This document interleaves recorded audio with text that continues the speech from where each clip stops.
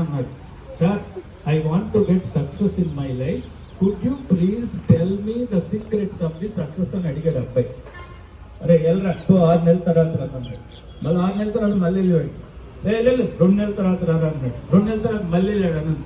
ఇక ఈ అనంత్ నన్ను జరగలాగా పట్టుకున్నాడని చెప్పి సోక్రటీస్ ఏమన్నా అంటే, రేపు ఉదయం పలానా నది ఒడ్డుకు రారా బాబు అన్నాడు. వెళ్ళాడు వీడు ఆయన కంటే ముందే.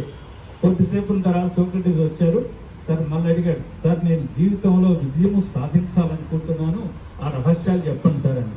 నాకు గుర్తుందిరా నాయన అనంత్ బాబు, నాతో పాటు నువ్వు కూడా నడవరా అని కొద్ది దూరం నడిచి ఆ నది నీళ్ళలోకి నడిచారు. నదీ ప్రవాహంలో నీటికి ఎదురుగా వీళ్ళిద్దరూ వెళ్తూ ఉన్నారు. కొద్దిసేపు వెళ్ళిన తర్వాత మన అనంతకి మెడ వరకు నీళ్ళు వచ్చినాయి.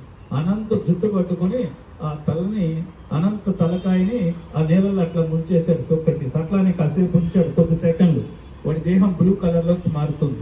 ఇంకాసేపు అనంతను ఉంచితే మనకి దక్కడు అనుకున్న టైంలో పైకి లేచాడు. వాడు తెప్పరిల్లుకొని వాడు అన్నాడు, సార్ నేనేదో చిన్న ప్రశ్న అడిగాడు, మీరు మాత్రం నన్ను మృత్యుదేవత ముఖద్వారం దాకా తీసుకెళ్లి వెనక్కి తీసుకొస్తున్నారు, ఇది మీకు ధర్మమా న్యాయమా అని అడిగాడు. అప్పుడు సోక్రటీస్ వాడిని ఒక ప్రశ్న అడిగాడు. కాదన్నా నేను ఒక ప్రశ్న అడుగుతున్నా, సమాధానం చెప్పు అన్నాడు. ఏమిటి సార్ అన్నాడు అనంతు. అరే అనంతు, నీకు నీళ్ళల్లో ఉన్నప్పుడు ఏం కావాలనిపించిందిరా అని అడిగాడు. సోక్రటీస్ అనంతని, నీకు నీళ్ళల్లో ఉన్నప్పుడు, నీ తల నీళ్ళల్లో ఉన్నప్పుడు నీకు ఏం కావాలనిపించిందిరా అని అడిగాడు. అతనికి ఏం కావాలి మీరు చెప్పండి. ఏం కావాలి? ఏం కావాలి? ఆక్సిజన్ అని చెప్పింది ఎవరక్కడ? గుడ్. వాళ్ళు చెప్తున్నారు 6th 7th వాళ్ళు. ఏం కావాలి? Good good. అబ్బాయికి ఏం కావాలి? అనంతకి ఆక్సిజన్. అంటే ఊపిరి అన్నాడు, కరెక్టే, ఊపిరి కూడా కరెక్టే. ఊపిరికి అవసరమైంది ఏంటి?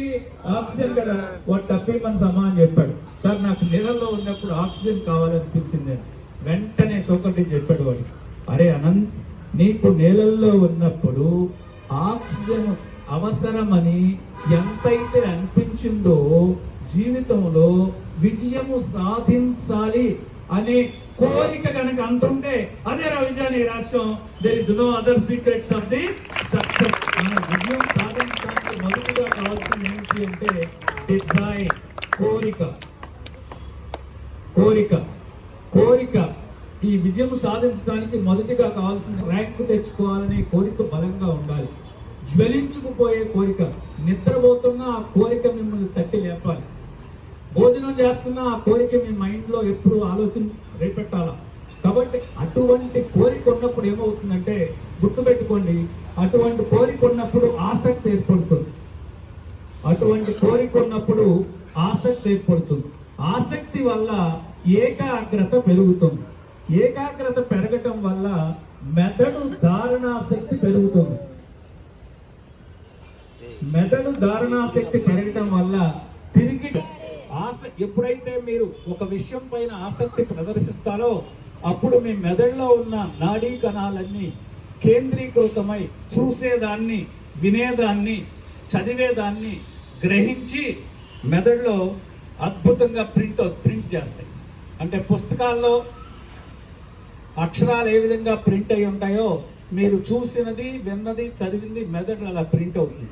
ఎప్పుడైతే మెదడులో సమాచారం ప్రింట్ అయిందో తిరిగి నెప్పి తెచ్చుకోవడం సులభం. దీనికి కారణం కోరిక.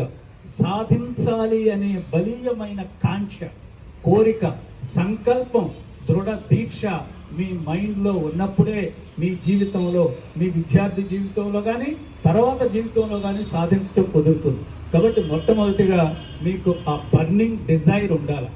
కాబట్టి ఒకసారి ఒక డాన్సర్, ఎప్పుడో ఒక 30-40 సంవత్సరాల క్రితం ఒక డాన్సర్, సుధా చంద్రన్ అనే డాన్సర్, కాలు పోయింది.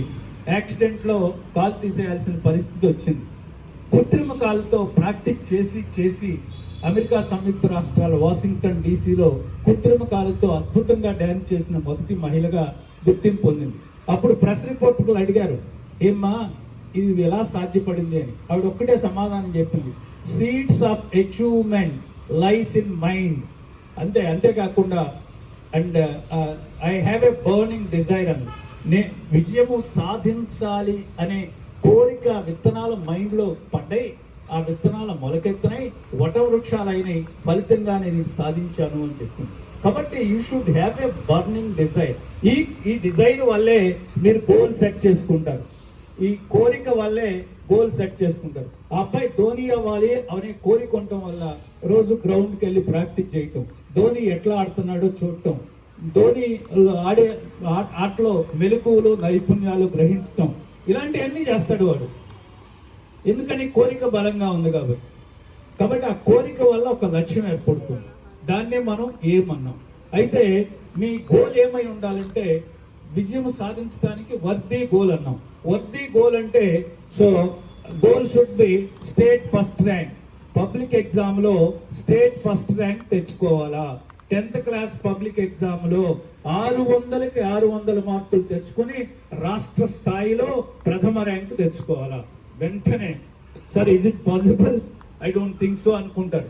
మీరందరూ అనుకుంటారు, కొంతమంది అన్న నేను అంత తెలివితేటలు ఉన్నాయా నాకేమిటి రాష్ట్ర స్థాయిలో ర్యాంకు రావటం ఏంటనే అనుమానం వస్తుంది.